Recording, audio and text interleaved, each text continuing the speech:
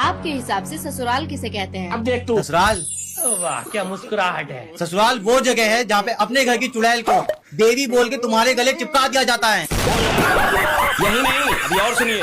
ससुराल वो जगह होती है जहाँ पे स्कैम होता तो एक बार है, लेकिन उसका दर्द पूरी जिंदगी रहता है। एकदम इन्होंने वक्त बदल दिया, जज्बात बदल दिए, जिंदगी। ससुराल वो जगह होती है जहाँ पे दहेज के नाम पर तो सारे कानून याद दिला दिए जाते हैं, पर उन्हें दामाद सरकारी नौकरी वाला चाहिए। अरे बाप रे, ये तो धोती खोल रहा है। और अभी तो रुको। ससुराल वो जगह होती है जहाँ पे स्कीम दिखाई कुछ जाती है और प्रोडक्ट भेजा कुछ जाता है। साले को बम से उड़ा दूंगा, एक बार हाथ में आ जाए तो।